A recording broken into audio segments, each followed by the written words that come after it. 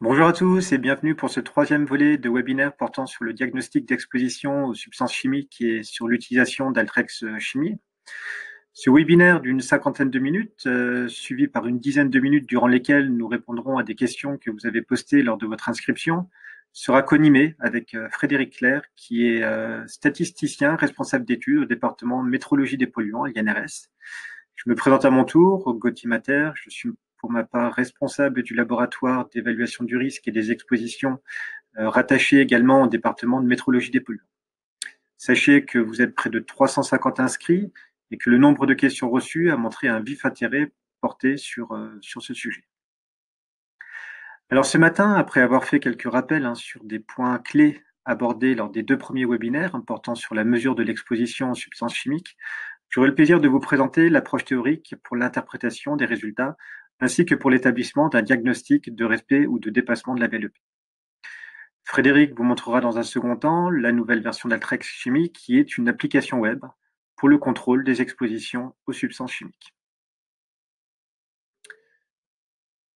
Alors, comme nous l'avons vu dans le webinaire sur les principes généraux, les objectifs visant à réaliser des mesures atmosphériques sont variés, comme cette affiche le rappelle.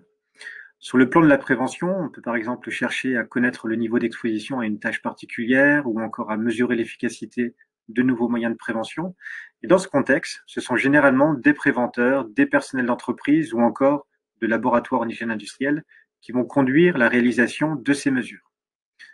Dans un cadre réglementaire, dans lequel on visera à répondre aux exigences liées au contrôle des VLEP réglementaires contraignantes et indicatives, on s'appuiera sur un organisme accrédité pour réaliser ces mesures. Bien entendu, et quel que soit l'objectif visé, tous ces intervenants doivent être formés et compétents. Alors, l'évaluation des risques constitue le préalable de toute démarche de prévention du risque chimique. À l'issue de cette évaluation du risque, certaines situations de travail peuvent nécessiter de mettre en place des mesurages pour définir s'il existe un risque de dépassement de la VLEP à un poste de travail. C'est ce que l'on appelle l'évaluation de l'exposition.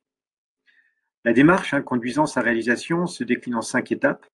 La première que vous avez eue dans le webinaire du 28 mai dernier consiste à établir une stratégie de prélèvement afin de prendre en compte la variabilité spatiale, c'est-à-dire les gestes et les postures des travailleurs, mais aussi la variabilité temporelle, c'est-à-dire d'une journée sur l'autre.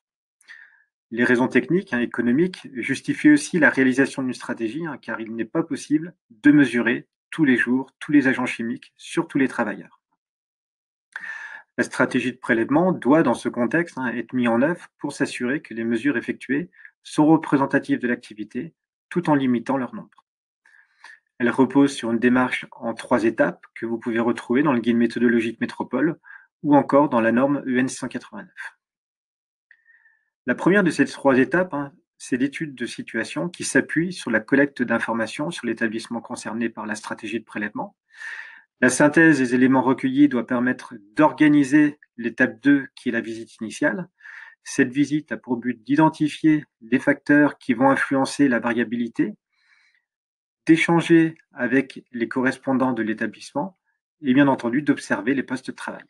Il est important que tous les éléments nécessaires à la construction de la stratégie soient recueillis à l'issue de cette visite.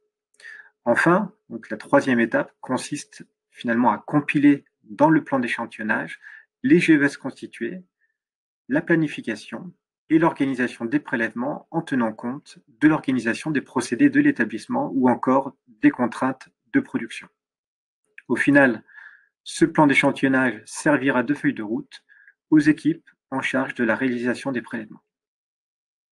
Alors après avoir établi la stratégie de prélèvement, la seconde étape de l'évaluation de l'exposition consiste à réaliser la campagne de prélèvement. Alors pour avoir une bonne représentativité de l'exposition du travailleur, il est important de prendre en compte donc sa gestuelle, son positionnement et ses déplacements. C'est pourquoi les mesures d'exposition doivent être réalisées. Elles s'effectuent au niveau des voies respiratoires du travailleur, comme l'indique cette demi-sphère sur le schéma qui vous est présenté ici. Et en fonction des substances recherchées, différents types de prélèvements peuvent être effectués. On peut avoir des prélèvements actifs à l'aide d'une pompe ou d'autres systèmes de ce type, CIP10 par exemple, des prélèvements passifs avec un batch ou encore des mesures de temps réel. La durée de prélèvement, quant à elle dépendra de l'objectif visé, du type de VLEP concerné par la mesure, 8 heures ou 15 minutes généralement. Et pour en savoir plus sur le prélèvement ou encore sur l'analyse, n'hésitez pas à aller consulter la base de données Métropole sur le site de l'INRS. Alors, une fois prélevés, les échantillons sont conditionnés et transmis à un laboratoire spécialisé et accrédité si nécessaire pour être analysés, ce qui correspond donc à l'étape 3 du processus. Et un rapport d'analyse sera ensuite transmis par le laboratoire et les résultats pourront alors être interprétés. C'est l'étape 4 que nous allons développer dans la suite de ce webinaire. Enfin, donc la dernière étape, l'enregistrement des mesures dans une base de données comme les bases françaises d'exposition professionnelle à des agents chimiques, Colchic et Scola, peut être effectué. Donc, comme nous venons de le voir, la démarche générale pour interpréter les résultats, établir un diagnostic de respect ou de dépassement de l'AVLEP, démarre avec la réception du rapport du laboratoire en charge de réaliser les analyses, qu'il exprime généralement en masse ou en nombre de fibres, par exemple. Et une fois réceptionné, le premier travail consiste à exprimer cette masse ou ce nombre de fibres en concentration. Sachez que parfois, si le volume d'air prélevé et transmis au laboratoire, un résultat en concentration peut alors directement vous être fourni. Une fois ces concentrations obtenues, celles-ci sont à pondérer par rapport à la VLEP de référence. La prise en compte du port d'un appareil de protection respiratoire peut être envisagée dans certaines conditions que l'on verra plus tard. Et enfin, donc sur la base de ces concentrations pondérées, le diagnostic peut être établi après avoir vérifié donc l'homogénéité du groupe d'exposition similaire. Nous verrons par la suite qu'en fonction du nombre des résultats, l'approche pour effectuer l'interprétation des résultats varie d'une comparaison directe à la VLEP à une analyse statistique qui peut être plus ou moins approfondie. Alors, comme je viens de vous le dire, à la suite de son analyse, le laboratoire transmet un rapport sur lequel figure la masse, M, pour chaque substance chimique recherchée, accompagnée d'une incertitude qui, quant à elle, sera associée à cette analyse. La concentration mesurée sur la durée de prélèvement, appelée ici concentration brute, C brut dans la formule, se calcule par le quotient de la masse exprimée généralement en milligrammes sur le volume d'air prélevé qui, lui, est exprimé en mètres cubes. Un point de vigilance pour faciliter votre exploitation et veiller à harmoniser donc l'unité de la concentration avec celle de la VLEP de la substance sur laquelle vous travaillez. La concentration pondérée, qui sera utilisée pour l'interprétation des résultats, est calculée par rapport à la période de référence de la VLEP. Alors voici un exemple ici que j'ai pris de calcul qui vous est présenté pour une période de référence de 8 heures. Donc lorsque vous cherchez à déterminer la concentration en vue de la comparer à une VLEP 8 heures, il est fortement recommandé d'effectuer la mesure sur la durée complète du poste de travail ou au moins sur la période couvrant 70 à 80% du poste. Attention aussi, bien souvent, les tâches les plus exposantes, comme les nettoyages du poste de travail, sont effectuées en début ou en fin de poste, donc il est important de ne pas omettre ces tâches particulières. Et dans le cas où la durée de prélèvement ne couvre pas la totalité du poste de travail, alors lorsqu'on va calculer la concentration pondérée, il y a plusieurs hypothèses qui peuvent être formulées pour la période non mesurée. Par exemple, le travailleur pouvait effectuer donc des tâches administratives et par conséquent n'était pas exposé. Dans ce cas, l'exposition peut être considérée comme nulle sur cette période.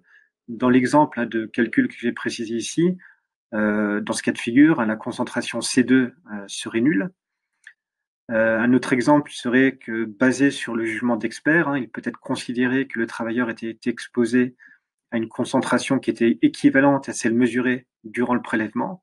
Dans ce cas, la concentration à prendre en compte est celle de l'exposition mesurée lors du prélèvement. Et dans l'exemple, C2 serait alors égal à C brut 1. Pour les autres situations, il peut être difficile d'évaluer par expertise le niveau auquel le salarié était exposé lors de la période non mesurée.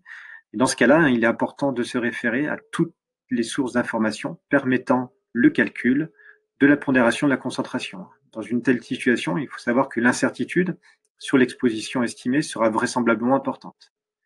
Donc, comme vous pouvez le voir, l'hypothèse posée a une incidence non négligeable sur le résultat pondéré. Et pour formuler au mieux cette hypothèse, il est important que le préleveur soit présent lors des phases de mesurage afin de collecter les données nécessaires pour aider à la prise de décision. Alors, il y a certaines activités professionnelles qui peuvent nécessiter l'emploi d'appareils de protection respiratoire.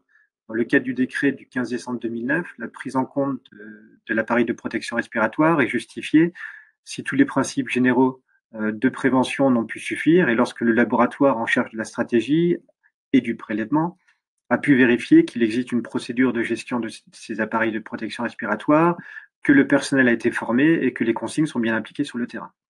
Alors, si toutes ces conditions sont réunies, alors cet appareil peut être pris en compte dans le calcul de l'exposition. Et la circulaire du 13 avril 2010, relative au contrôle du risque chimique sur le lieu de travail, précise donc l'emploi du facteur de protection assigné ou du facteur de protection nominale pour la prise en compte de ces appareils de protection respiratoire.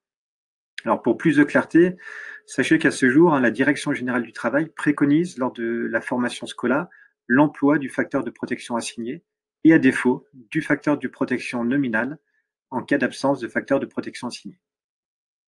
Dans ce contexte, il est alors possible de calculer sur le même principe qu'on vient de voir une concentration pondérée qui prendrait en compte la durée du port de l'appareil de protection respiratoire.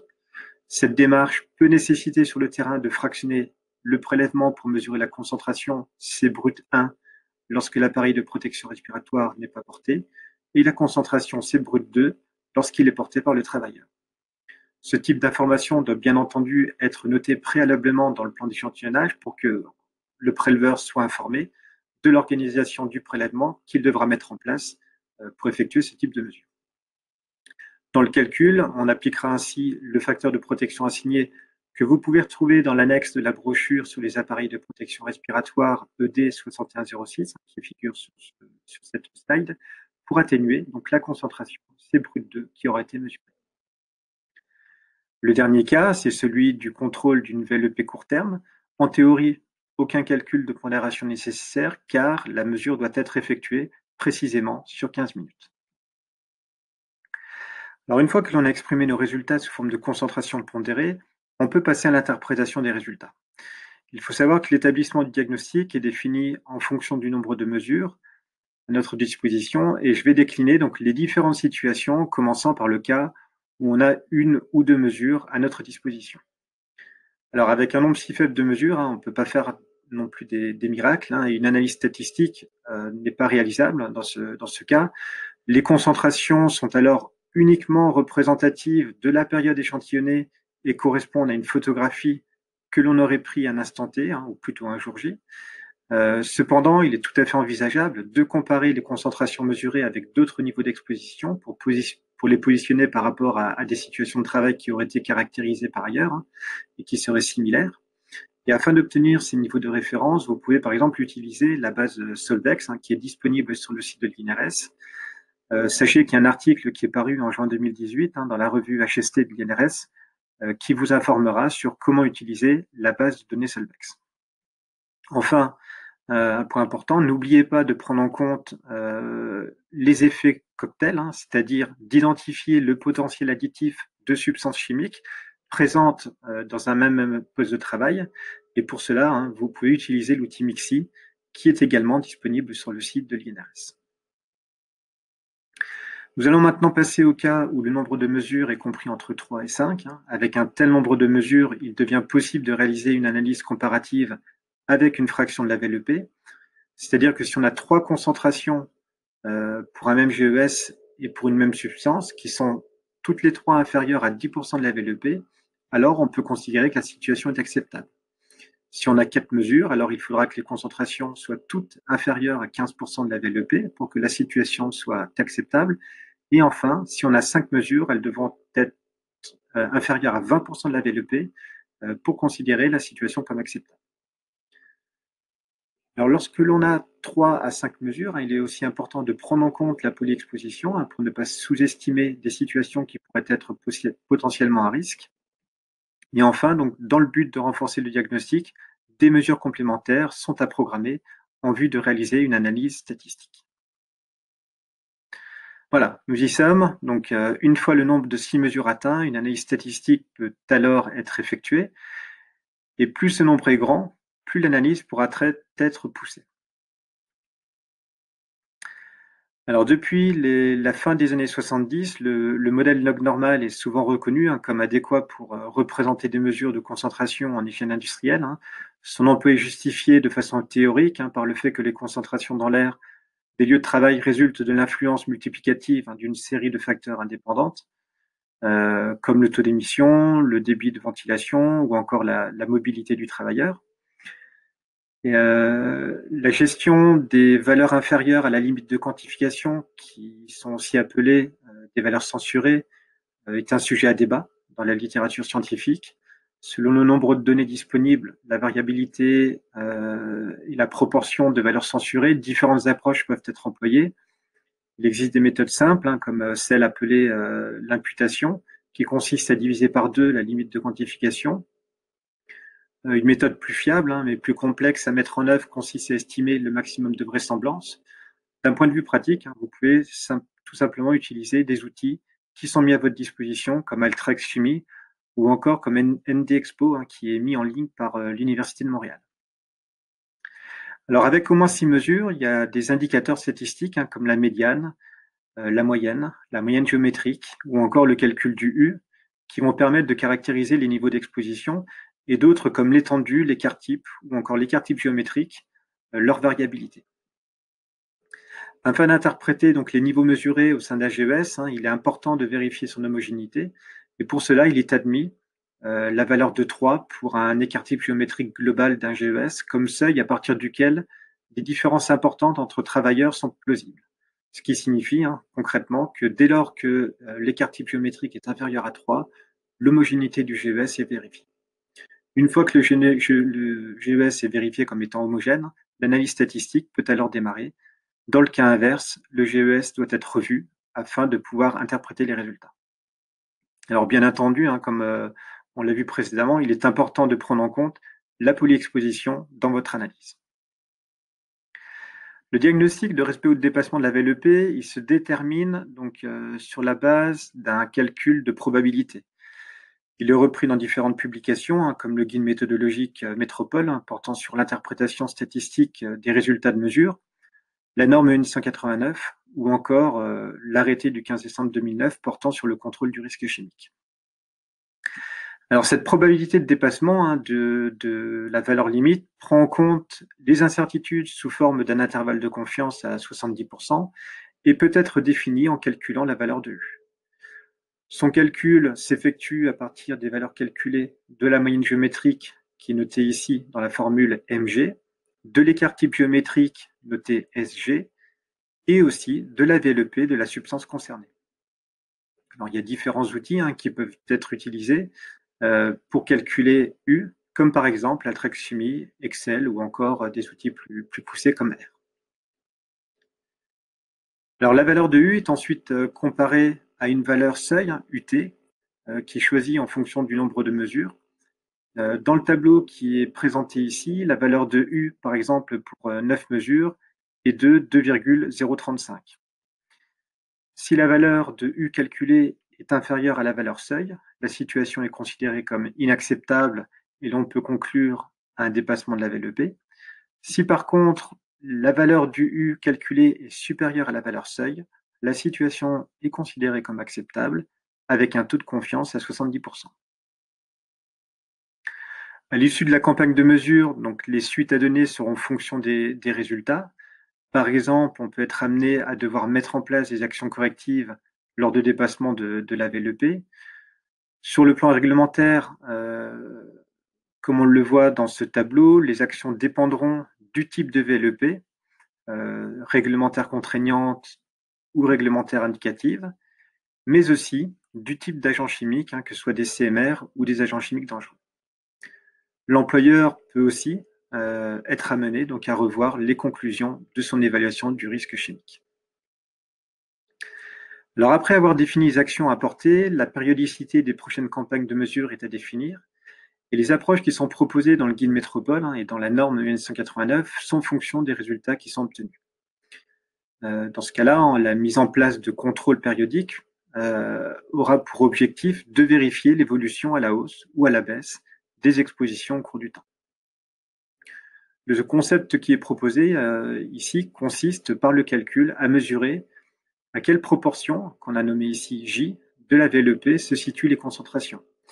Et pour ça, donc, plus la proportion est grande, plus on a de risques de dépassement, donc plus la périodicité entre deux campagnes de mesure sera faible et inversement. Donc le calcul de J s'effectue à partir donc, de la valeur seuil UT, du tableau qu'on a vu juste avant, relative au nombre de mesures, de l'écart type géométrique, de la moyenne géométrique et de la VLEP de la substance qui est concernée. Alors, lorsque la valeur de J qui a été calculée est inférieure à 0,25, celle-ci conduira donc à la planification d'un prochain mesurage dans les 36 mois. Si elle est comprise entre 0,25 et 0,50, alors la campagne sera à faire dans les 30 mois. Enfin, si J est compris entre 0,5 et inférieur à 1, la campagne devra avoir lieu dans les 24 mois. Alors, dans le cadre de mesures qui sont réalisées dans le contexte du décret du 15 décembre 2009, la périodicité annuelle est annuelle, ou alors elle doit être réalisée donc, lors de tout changement susceptible d'avoir des répercussions sur les expositions. Alors une fois que tout ce travail qui a été mené depuis la stratégie de prélèvement est intégré donc, dans un rapport que je vais vous présenter ici et qui reprend donc, les informations principales suivantes. Alors bien entendu, celle portant sur l'identification de l'établissement concerné par la campagne de mesure. Il est aussi important de rappeler donc l'objectif de la campagne qui définit le contexte dans lequel les mesures ont été effectuées. On va aussi retrouver donc la description des GES qui est bien entendu à rappeler. Et pour chacun d'entre eux, les informations permettant de valider leur homogénéité seront à notifier, ainsi que les résultats du diagnostic de respect ou de dépassement de la VLEP, pour lesquels on précisera donc les données relatives au prélèvement, mais aussi aux analyses. Dans la conclusion, donc les informations portant sur les suites à données doivent être reprises, comme la périodicité et les mesures à prendre vis-à-vis de dépassement de VLEP, ou encore donc des propositions de mesures de prévention à apporter pour réduire le risque. Voilà, donc nous en avons fini pour cette première partie, après avoir vu ensemble l'approche théorique qui permet d'exploiter donc les mesures et d'établir un diagnostic. Frédéric Clair va décliner cette approche sous forme pratique à partir d'un exemple en utilisant donc la nouvelle version de l'Altrec Chimie. Voilà, écoute Frédéric, c'est à toi.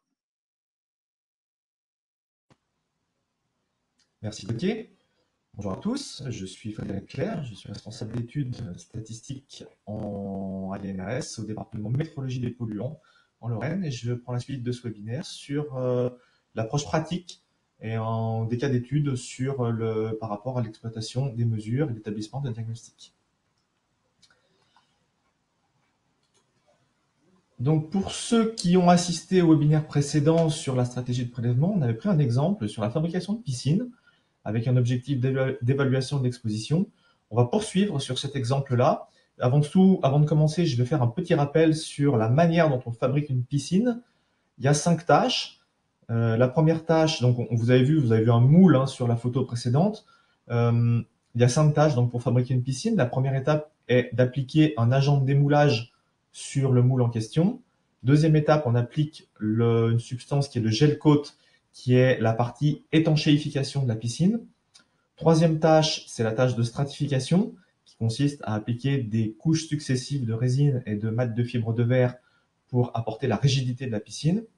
Quatrième tâche, la tâche de renfort, qui va consister à insérer des renforts en plastique ou parfois en autres matériaux pour empêcher que la piscine puisse vriller.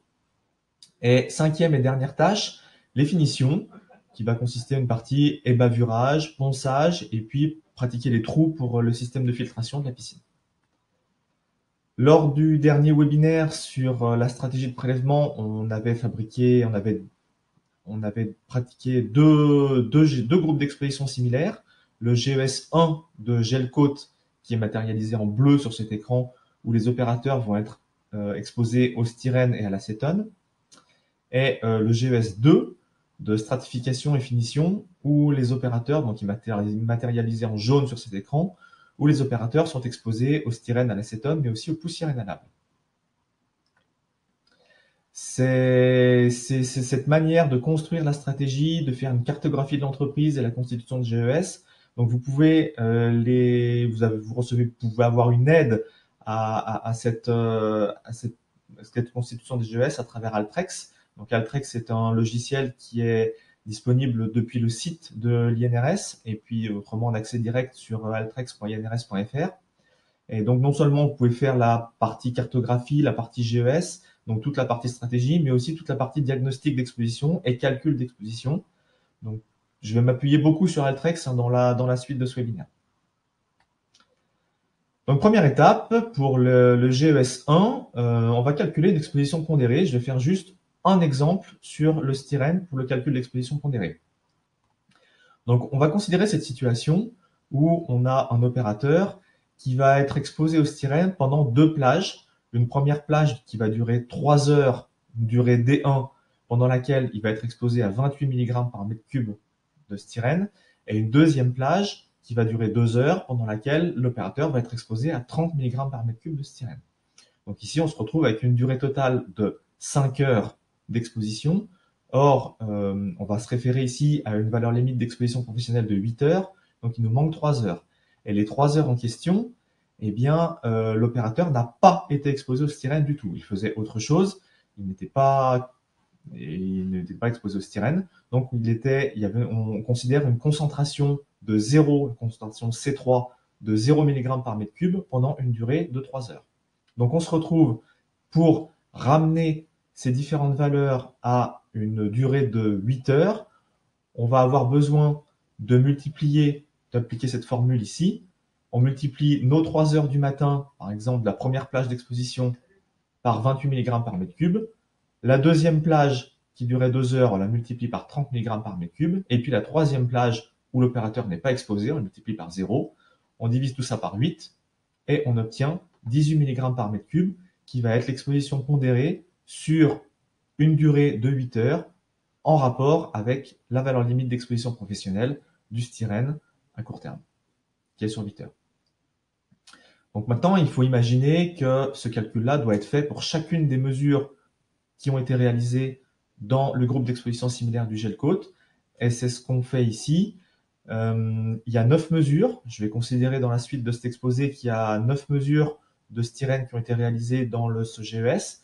Je vais juste attirer votre attention sur l'avant-dernière ici, où on a une mesure qui va être inférieure à 1 mg par mètre cube. On considère que c'est la limite de quantification. Alors, je ne vais pas en parler tout de suite, mais je reviendrai dessus après au niveau Altrex. Donc, nos 9 mesures, elles doivent être accompagnées d'un certain nombre d'éléments complémentaires. Le premier d'entre eux étant la date. Chacune des mesures a été réalisée à une date précise. Et d'autre part, par des déterminants de l'exposition, chacune des mesures est associée à un certain nombre d'éléments qui ont été collectés, lors du prélèvement et qui ont été planifiés lors de la stratégie. Donc, on voit là sur l'écran de droite une copie d'écran d'Altrex, où dans Altrex, il y a 3 déterminants d'exposition qui sont présélectionnés par défaut: le type de ventilation, le type de captage et le type de procédé, qu'on retrouve par exemple dans Sirish aussi. On peut en rajouter autant que nécessaire en fonction de la manière dont la stratégie a été élaborée.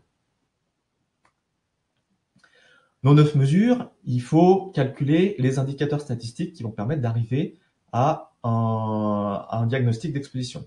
Le premier indicateur statistique, c'est la moyenne géométrique, qu'on note MG.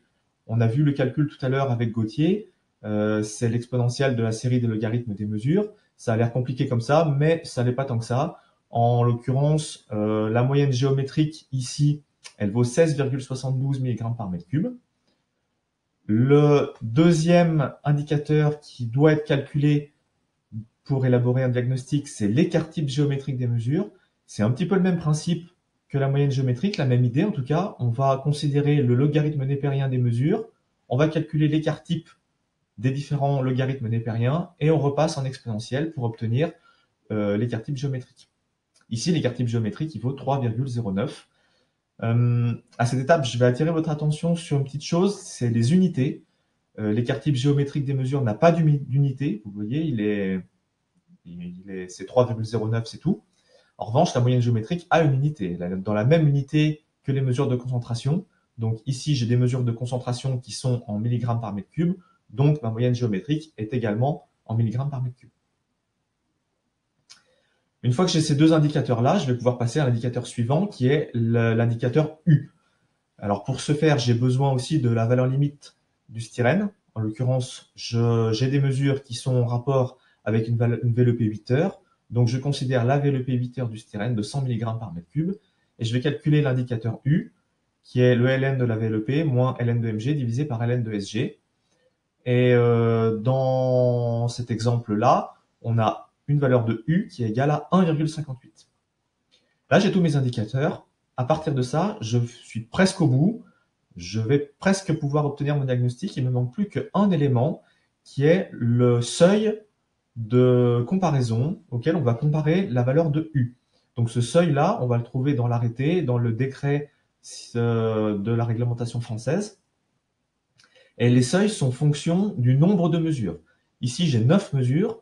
Donc si je regarde la valeur de UT qui est dans le décret, pour 9 mesures, c'est 2,03. Et étape suivante, il va s'agir de comparer ma valeur de U, le 1,58, avec 2,03, qui est la valeur de U décret. Ce que je constate, c'est que 1,58 est inférieur à 2,03. Si U est inférieur à U de T, alors ça veut dire qu'il y a un dépassement de la VLEP 8 heures pour cette série de mesures ici. Donc dans cette situation, je dois appliquer des actions correctives au poste de travail pour réduire l'exposition. Et du coup, il n'est pas nécessaire de faire un calcul de périodicité, puisque de toute manière, il faudra refaire des mesures.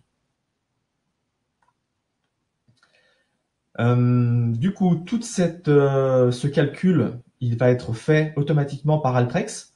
Vous n'avez pas besoin de savoir comment, enfin, vous n'avez pas besoin de voir et de pratiquer la manière dont la moyenne géométrique est calculée. Altrex peut le faire à votre place. Il suffit de saisir les mesures, saisir les déterminants de l'exposition, et Altrex fait tout le calcul. Et vous finissez par obtenir ce type d'écran. Alors sur la gauche, c'est l'écran synthétique qui dit, voilà, dans cette situation, il y a un dépassement de la VLEP. Et on voit qu'il y a un bouton voir le rapport imprimable sous ce petit écran de synthèse. Alors le rapport imprimable envoie vers le type de rapport que vous voyez sur la photo qui est à droite. C'est un rapport qui fait 3-4 pages en fonction du nombre de mesures, dans lequel vous allez trouver beaucoup d'autres indicateurs statistiques qui vont venir appuyer le diagnostic, un rappel des mesures et puis un certain nombre de graphiques qui vont aider à l'interprétation des mesures. Dans l'exemple que j'ai déroulé moi, je reviens sur la partie données censurées et les données inférieures à la limite de quantification. Donc dans l'exemple que j'ai déroulé, j'ai utilisé la valeur de 1. Vous l'avez peut-être remarqué, j'ai utilisé tout simplement la limite de quantification comme c'était une mesure.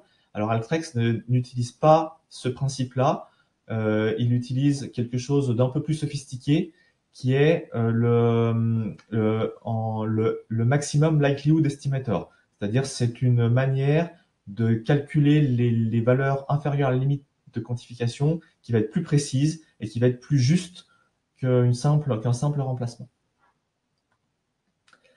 Je vais passer à un deuxième exemple. On a vu un premier exemple sur le styrène dans le GES numéro 1 de GES-Coach. Je vais passer à un deuxième exemple dans le GES 2 de stratification et de finition. Toujours le même principe, hein, cette fois-ci, je vais utiliser une autre substance qui est l'acétone. J'ai 9 mesures d'acétone avec une VLEP 8 heures de 1210 mg par mètre cube. Faites-moi confiance dans cette situation. Donc, vous avez les 9 mesures hein, sur la droite. La moyenne géométrique est de 417 mg par mètre cube et l'écart type géométrique est de 1,16.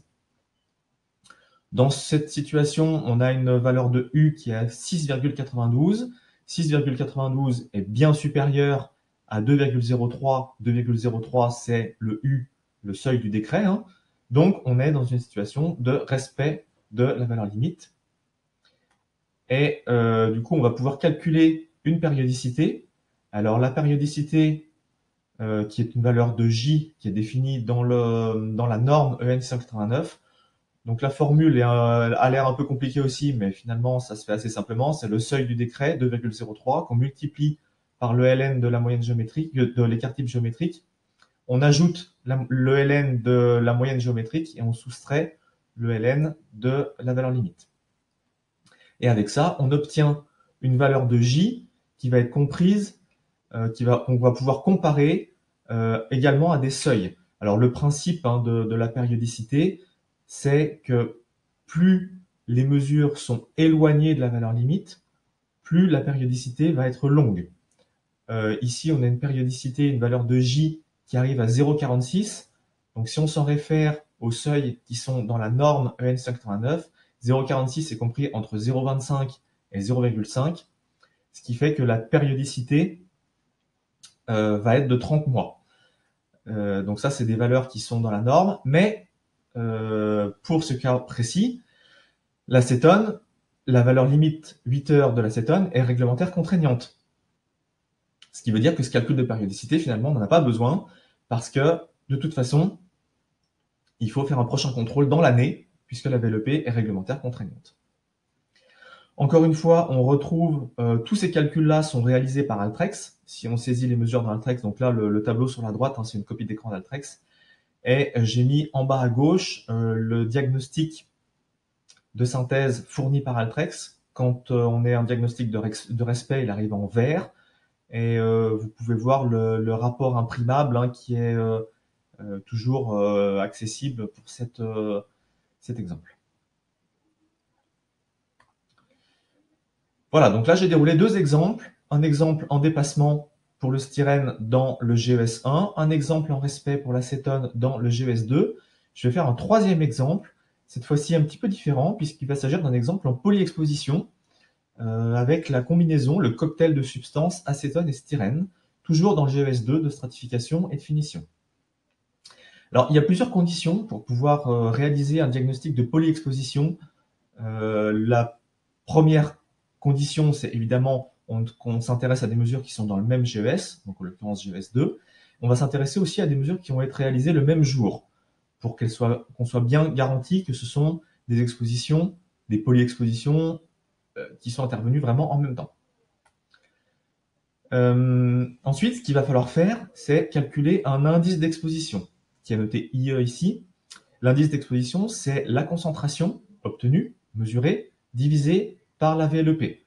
En l'occurrence, ça va être des VLEP 8 heures. J'ai écrit ici concentration maximale parce qu'il se peut qu'on ait réalisé plusieurs mesures d'une même substance le même jour. Dans ce cas-là, on va prendre la concentration maximale pour être protecteur. Là, par jour, on va se retrouver avec autant d'indices d'exposition qu'il y a de substances. Donc là, pour un jour donné, je vais avoir deux indices d'exposition, cet exemple. Un indice d'exposition pour l'acétone et un autre pour le styrène.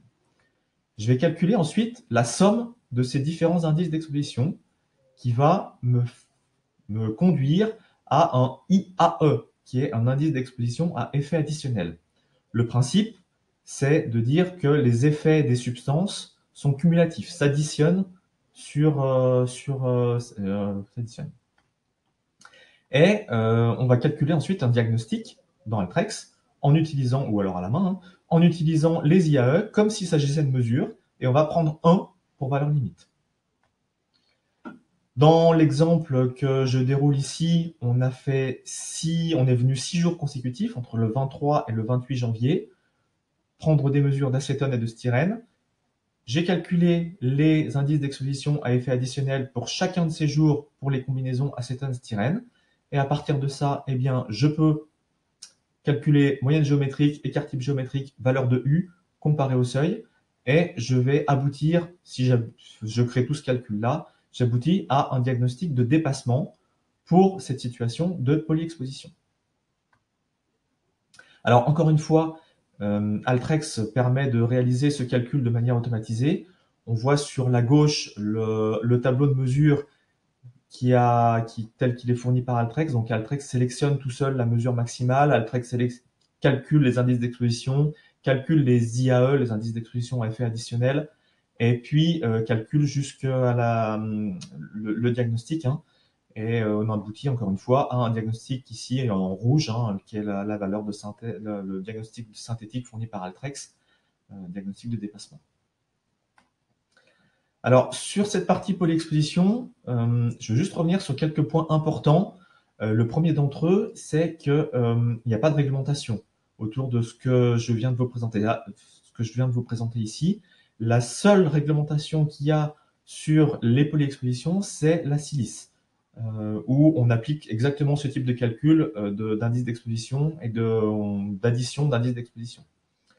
En revanche, un autre point sur cette partie polyexposition que nous, on vous conseille de prendre en considération, on vous conseille vivement de le faire, c'est il faut vraiment utiliser Mixi.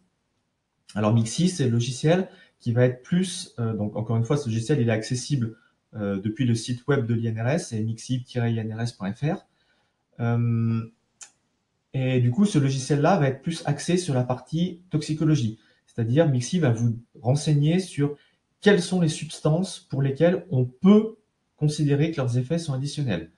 Si on imagine un GES, on va avoir 10, 12 substances, eh bien, les différents cocktails qui vont devoir être considérés ne sont pas forcément toujours les mêmes. Il peut y avoir plusieurs combinaisons différentes de substances. Et ça, c'est Mixi qui va avoir toutes ces considérations toxicologiques et qui va permettre de vous aider sur ce sujet-là. Après, dans Altrex fait seulement la partie calculatoire. Toute la partie expertise tox, il faut se référer à Mixi. Sachant que Mixi est mentionné dans la norme EN 189 comme étant un des outils possibles de référence pour pouvoir faire un calcul de polyexposition. Dernier point concernant ces exemples, eh bien, vous l'avez vu, on a calculé plusieurs diagnostics ensemble. Au niveau d'une entreprise, on peut se retrouver assez rapidement avec plusieurs GES, plusieurs substances par GES, et puis du coup plusieurs diagnostics. Alors on peut arriver facilement à plusieurs dizaines de diagnostics au niveau d'une entreprise. Du coup, ça fait beaucoup de mesures, ça fait beaucoup de rapports, beaucoup de diagnostics. Du coup, dans Altrex Chimie, pour apporter un petit peu d'assistance autour de ça, il y a un certain nombre de tableaux de bord. Je vous montre ici un exemple de l'un des tableaux de bord d'Altrex Chimie. Vous voyez sur la zone du bas où on a 4 lignes, eh bien, on trouve un résumé des différents diagnostics qu'on a pu construire ensemble. Il y a le diagnostic rouge de dépassement de la VLEP pour le styrène. Il y a deux diagnostics verts pour l'acétone et pour le styrène dans d'autres GES. Et puis, il y a un diagnostic en gris qui est indéfini parce qu'il doit manquer des éléments pour calculer ce diagnostic. Et puis, on a ce type de graphique qui est fourni par Altrex dans les tableaux de bord. Donc ça fournit vraiment une vue de synthèse qui va être une véritable aide à la décision, plus simple et plus synthétique que toute cette partie vraiment statistique et qu'on va trouver dans les rapports. Donc voilà, j'en ai terminé avec ces exemples pratiques, ce cas pratique sur les piscines. Je passe à la partie conclusion et puis les questions. Donc en conclusion, on va revenir sur les points vraiment importants. C'est un petit peu une conclusion générale sur les webinaires. Un premier point qui est vraiment extrêmement important et qui est fondateur, c'est bien de définir clairement les objectifs de l'étude. Qu'est-ce qu'on cherche à faire avec ces mesures? Est-ce qu'on cherche à faire une évaluation réglementaire? Est-ce qu'on cherche à faire autre chose, comme par exemple évaluer l'émissivité d'un procédé? Est-ce qu'on cherche à évaluer la qualité d'une ventilation qui viendrait d'être mise en place, par exemple? Les objectifs, la définition claire des objectifs sont vraiment fondateurs pour la manière dont on va établir une stratégie et la manière dont on va établir un diagnostic. C'est vraiment le point certainement le plus important. Deuxième point sur lequel j'attire votre attention, c'est pendant le mesurage, il est extrêmement important d'observer les postes de travail parce que cela permet de savoir ce qui se passe pendant la mesure et du coup permet de revenir sur une éventuelle valeur qui serait surprenante pendant qu'on fait le diagnostic. Je vais prendre un exemple très simple. Si on imagine une valeur qui va être extrêmement élevée qu'on retrouve pendant le diagnostic, une fois que les analyses ont été faites, je me retrouve avec 9 mesures et l'une d'entre elles est vraiment 3 fois supérieure aux autres, eh bien, il faut être en capacité d'expliquer cette mesure. Et ça peut s'expliquer si on a bien observé ce qui s'est passé pendant la mesure. Par exemple, il peut y avoir une projection de substance au niveau du système de captage. Donc ça fait une explication. Mais si on n'a pas bien observé les postes de travail et on n'a pas bien observé ce qui se passe pendant la mesure, eh bien ça, on ne peut pas le savoir. Et du coup, on se retrouve avec une mesure qui va être potentiellement inexpliquée et inexplicable et aberrante. Troisième point, il est difficile de conclure à partir d'un faible nombre de mesures. Dans la réglementation française, lorsqu'on est en face de substances pour lesquelles on dispose d'une VLEP réglementaire, on doit faire 9 mesures. Donc c'est 3 groupes de 3 mesures. Dans la norme EN 689, eh bien, le nombre minimal de mesures par GES est 6. 6 mesures, c'est vraiment le strict minimum pour pouvoir faire un calcul de diagnostic statistique. Et moins de 6 mesures, vraiment, ça devient très très compliqué. Il y a dans la norme des méthodes qui permettent de traiter 3 à 5 mesures, mais ça reste moins fiable. Donc vraiment, le nombre minimal de mesures, c'est 6. Moins de 6, ça devient vraiment un diagnostic qui n'est pas suffisamment fiable pour être représentatif de l'ensemble des membres des opérateurs du groupe d'exposition similaire. Quatrième point, on a parlé d'un certain nombre de statistiques dans cet exposé, un certain nombre d'indicateurs, on a parlé de moyenne géométrique, on a parlé de la valeur de U, etc. Tout ça, c'est des indicateurs statistiques, et ils sont rien d'autre que de simples calculs. Donc c'est vraiment important d'être critique envers ces indicateurs-là. Ce qui compte, c'est l'expertise du préventeur, et l'expertise du préventeur s'appuie sur les statistiques. Les statistiques vont venir confirmer un diagnostic, vont venir appuyer ce que l'expertise du préventeur. Il est du coup vraiment important d'être critique envers ces statistiques. Critique dans le bon sens du terme. Cinquième point, qui est vraiment aussi plus en lien avec la toxicologie, il est important de connaître les effets que visent à prévenir les VLEP.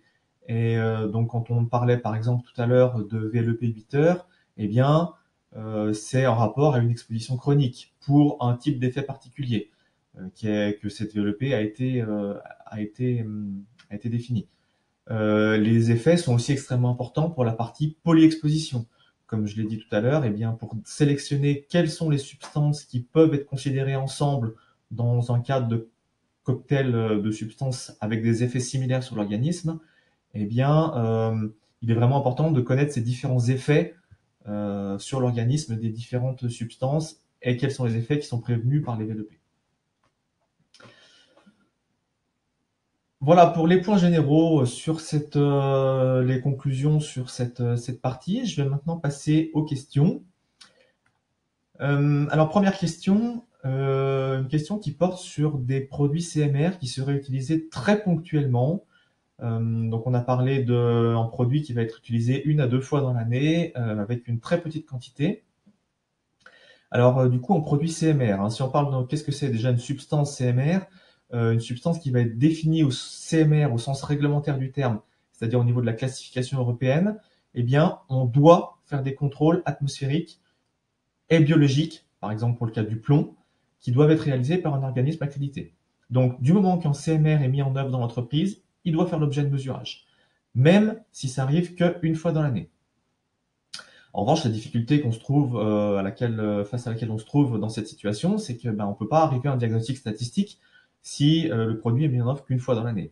Donc du coup, il devient extrêmement important de bien archiver les différentes mesures et de bien conserver au niveau de différents mois, voire de différentes années, les différentes mesures qui ont été réalisées. Et pour ça, eh bien, par exemple, on conseille aussi l'utilisation d'Altrex, puisque Altrex permet un archivage des mesures. Et puis, sur la partie effet cumulatif, qui est une deuxième partie de la question, alors là, on vous renvoie aussi à MIXI, qui permet de traiter la partie polyexposition et les effets cumulatifs des différents produits. Alors, pour le cas des CMR, c'est un peu particulier, parce que les CMR, il y a des CMR avec un effet avec seuil et des effets sans seuil. Alors, selon le type de substance CMR à laquelle on est confronté, eh bien, s'il va y avoir des effets cumulatifs possibles ou pas.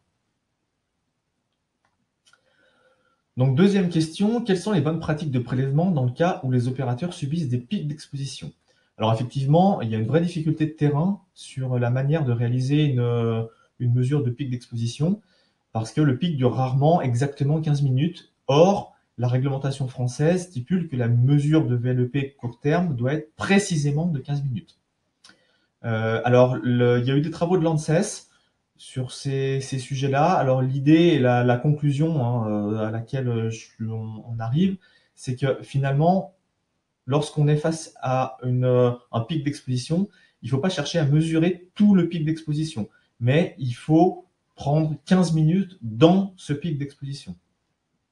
L'idée, c'est de ne pas faire une mesure qui va être de 30 minutes pour la ramener ensuite à 15 minutes. On ne fait pas ça. On fait une mesure vraiment de 15 minutes qui va prendre une partie du pic d'exposition. Et si dans le cas contraire, on a un pic d'exposition qui va être plus court que 15 minutes, eh bien, on fait quand même 15 minutes, mais le pic d'exposition doit être dans ce temps de prélèvement de 15 minutes. Et puis après, on redresse. Quant au diagnostic, eh bien, il s'effectue de la même manière que pour une VLEP bitter, c'est-à-dire qu'il nous faut 9 mesures, 6 ou 9 mesures, et puis on calcule un diagnostic d'exposition avec moyenne géométrique, écart type géométrique, valeur de U, etc. Troisième question, comment choisir entre Mixi, Serish et Altrex? Alors, on ne choisit pas en fait, ces trois logiciels qui sont trois outils qui sont complémentaires, qui ne font pas la même chose, qui n'ont pas les mêmes fonctions. Juste pour les situer les uns par rapport aux autres, Serish, c'est pour la partie évaluation du risque.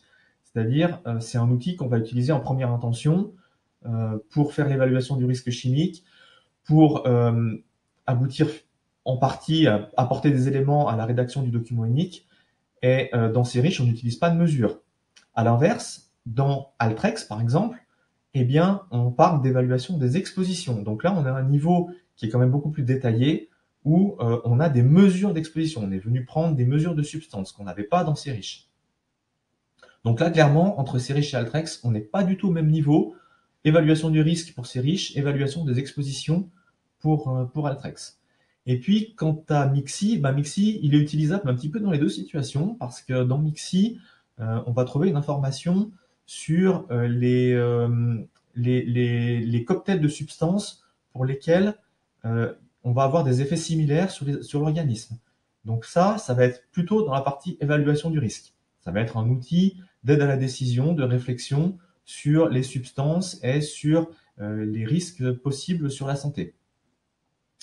Et de plus, Mixi peut être utilisé aussi pour la partie évaluation de l'exposition, parce que eh bien, dans Mixi, on peut saisir des valeurs de concentration et on peut aussi calculer des indices d'exposition et des indices d'exposition à effet additionnel. Donc Mixi est un peu entre les deux, entre l'évaluation du risque et l'évaluation de l'exposition. Quatrième question, quels sont les points importants pour le suivi des mesures dans le temps? Alors le suivi des mesures dans le temps, premièrement, il est fonction du plan de mesurage, c'est-à-dire de la stratégie qui a été mise en œuvre pour réaliser ces mesures. Alors pour ça, on vous renvoie au webinaire stratégie de prélèvement qui a eu lieu il y a quelques semaines et pour lequel qui est enregistré sur YouTube. Vous pouvez avoir accès sur la chaîne de l'INRS. Donc le suivi des mesures dans le temps, déjà, ça s'organise en amont au niveau de la stratégie de prélèvement. Ensuite, une fois que les mesures ont été réalisées, eh bien, on va s'intéresser à la périodicité. Donc, si on est sur des mesures avec une VLEP réglementaire, eh bien, la périodicité, c'est 1 an. Dans une autre situation où les mesures ne sont pas soumises à une VLEP réglementaire, eh bien, on va pouvoir faire un calcul de l'indicateur J, où on va arriver à une périodicité entre 12 et 36 mois. Pour le suivi des mesures dans le temps, aussi, vous pouvez vous rapporter à Altrex Chimie, parce que Altrex Chimie permet donc de gérer ces mesures, de gérer les différents diagnostics obtenus, surtout quand il y en a beaucoup, et d'archiver ces différentes mesures, de les conserver dans le temps. Il vous appartient en fait de bien renseigner Altrex pour avoir un bon archivage des différentes mesures. Dans Altrex, il y a aussi cette partie tableau de bord qui fournit les différentes dates et les différents calculs de périodicité, quand est-ce qu'il va falloir revenir faire des mesures pour telle et telle substance. Voilà, on a presque terminé avec ce webinaire.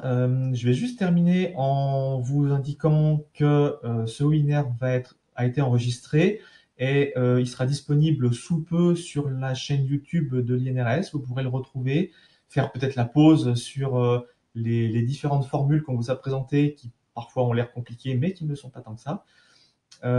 Et puis pour finir, je vous remercie de votre attention. Mon collègue Gauthier Mater s'associe à moi pour vous remercier vivement de votre attention et d'avoir été aussi nombreux à ce webinaire. Et nous vous souhaitons une très bonne fin de journée.